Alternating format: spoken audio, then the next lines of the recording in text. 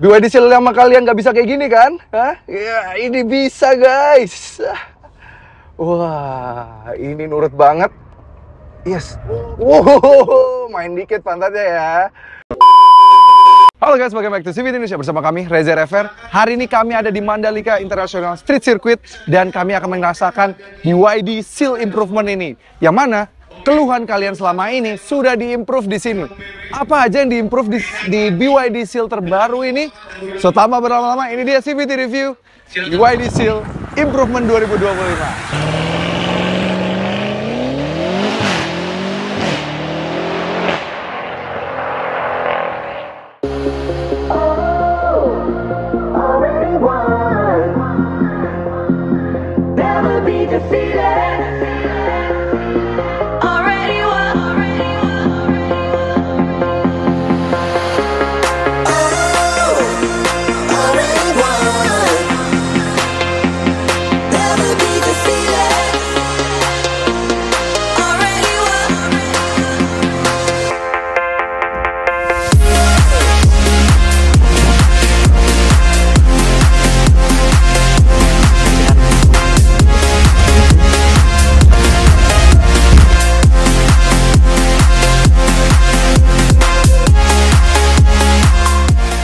Oke, hari ini jadi bener-bener baru banget di launching nih si BYD Seal ini. Harganya yang sekarang di 639 sampai 750 juta. Jadi dengan improvement yang dia miliki. Oke, tadi kami bilang ada 2 poin yang diimprove di sini yang memang menjadi biang kerok orang-orang pada mengeluh ke redaksinya kami, yaitu adalah limbungnya suspensi dan juga panoramic roof-nya, dan itu sudah diimprove. Nah, diimprove ini apa aja sih? Sebenarnya kalau dari depan tampangnya nggak terlalu perbedaan terlalu jauh. Tipis-tipis aja, ada kayak warna yang lebih gelap di bagian bawah sini, dan warna baru yang sudah sama seperti di BYD Sea Lion 7 yang ada di belakangnya gitu ya. Kita lihat bagian samping. Di bagian samping yang paling improve kelihatan yaitu adalah bagian velgnya. Sekarang perbedaannya, dia velgnya beda jauh bentuknya. Dia tetap sama, penggunaan velgnya di 235 45 R19 dan bannya masih menggunakan ban Eco. Sayang banget ya, padahal ini yang varian performance sebenarnya. Dimensi wise, dia 4800 mm. Dia memang sedan yang sangat cukup panjang, bagus banget. Spionnya beda dikit. Ini ada kayak aksen desainnya beda sedikit, dia perubahan. Di bagian luar, ini masih tetap sama, flash door handle, kuncinya juga masih sama. Dia juga, ya ini port chargingnya di sini sudah diisi fast charging, CCS Type 2 juga. Di bagian belakang, improvement. Ya nggak terlalu banyak perbedaan sih di bagian belakang nih, warnanya gelap sama dan masih tetap ada emblem 3,8 detiknya itu. Di bawah, diffusernya yang membuat ini makin sporty juga masih tetap ada di belakang sini. Bagasi tetap power tailgate dan dia tipikal sedan, dia cukup dalam ke bawah, bagasinya juga lumayan besar, bagus. Improvement yang paling terasa itu adalah di bagian dalamnya. Nah, yuk kita lihat di bagian dalamnya. Kok kunci? Oke. Pertama, yang agak improve itu adalah penutupan pintunya. Peredamannya seperti ditingkatkan di sini. Tuh.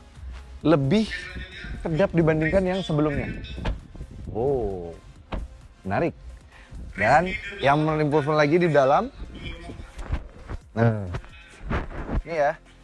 Untuk tinggi kami yang 175 cm aman banget, legroom aman, tapi memang kaki kami masih sempat naik seperti like Sea Lion Seal yang sebelumnya.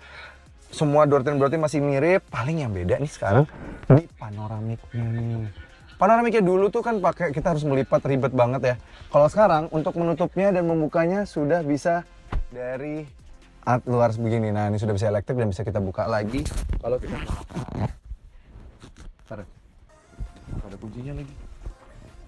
Ya udah, poin itu aja ya intinya. Oke, itu improvement di dalamnya dan lampu-lampu seperti ini, roofnya yang hitam, terus juga armrest, 2 cup holder, leather seat, semua juga sudah sama seperti like Seal yang sebelumnya. Dan colokan-colokan USB A dan C juga masih ada di dalam sini. Door trim semua juga masih sama dengan sound system premium dari DIN Audio, jadi suaranya juga enak banget.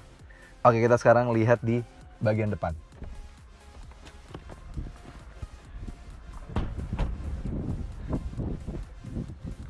Nah, di bagian depan, nah di bagian depan nih ya, kuncinya masih sama, kunci seperti ini. Persis, dia masih bisa lock, unlock, buka bagasi, dan sudah bisa menyalakan AC terlebih dahulu. Dua wireless charging, tuas transmisi masih sama, ada tombol-tombol di sini. Nah, yang beda sedikit adalah di speedometernya. Speedometernya grafiknya sedikit berbeda dibandingkan dengan yang sebelumnya. Dia ya sedikit lebih modern dan lebih mirip ke si Lion 7 sekarang. Masih tetap ada head-up display, layar pengaturan ada di sini, dan pengaturan suspensi juga sudah bisa diatur dari sini dengan fitur disasinya itu ya. Jadi sudah ada gitu. Bagus. Dan yang kami tadi bilang, nih.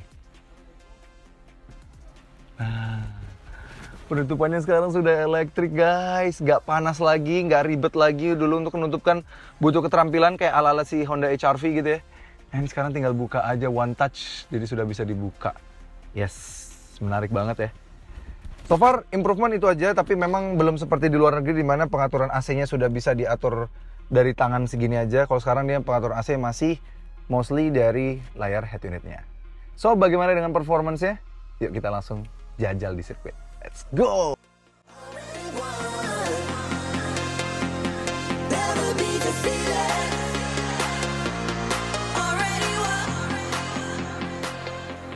Oke Civities, jadi sekarang kami mau diberikan kesempatan untuk menjajal di sirkuit ini. Dan dari tadi Ray Santo nyetir sangat luar biasa ugal, dan Mas Rio juga nih di sini lu udah menunjukkan bagaimana benar-benar kita boleh menjajal mobil ini sampai titik performa tertingginya. Karena kebetulan mobil ini dilengkapi dengan 82,56 kWh, tenaga 523 horsepower dan torsinya di 680 Nm ya Ray? Jadi 0-100 3,8 detik. Oke, langsung kita menjajal. Kita masuk tengah Mas berarti? Betul. Oke. Setelah mobil putih. Oke, siap. Oke. Oke, Rio ready. Kita akan lihat handlingnya, karena waktu itu kami nyoba di Sentul, dan baru Sentul saja sudah kurang menyenangkan waktu itu yang sebelumnya. Terlalu lembut dan segala macamnya. Nah ini sekarang kita mau tes dengan adanya fitur disusi, dan ini sekarang ada Intelligent Torque Adaptation Control ini. Kata dia juga bisa menjaga body control dari mobil ini gitu. Oke, kita mulai. Gila sih ini mobil memang ya. Oke, kita masuk cornernya. Pantatnya oversteer, tapi dia bisa dengan sistem canggih dia bisa menjaga mobilnya agar tidak terlalu berlebihan oversteer ya. Dan ini kenceng banget guys. Oke, kita mulai rem, masuk corner. Wow. Wah, yes.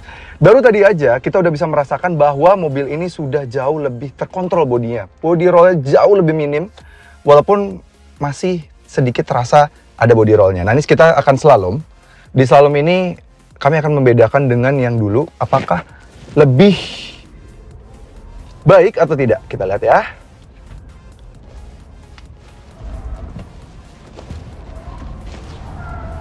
Wah, ini sih jauh lebih terkontrol ya.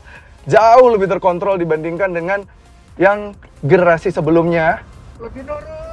Lebih nurut banget. Kita masuk sini. Oke. Oke.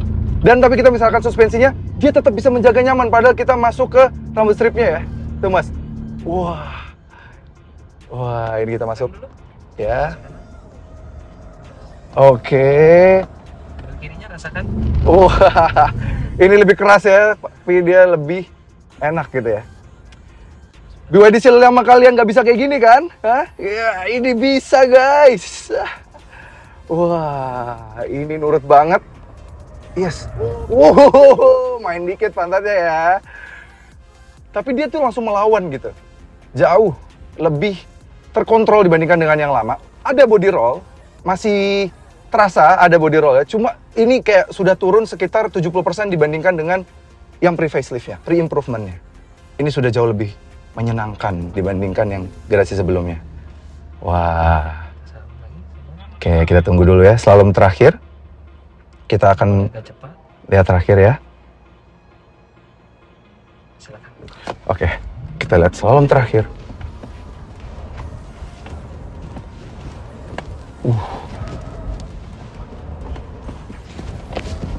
Oke. Wow, impresif banget kontrol dari mobil ini sih, sumpah. Jujur jauh. Kalau kalian sekarang mencari performance dari BYD Seal, kalau kami dulu bilang bahwa oke, dia cuma jago untuk lurus gitu ya. ini sekarang sudah tidak lagi.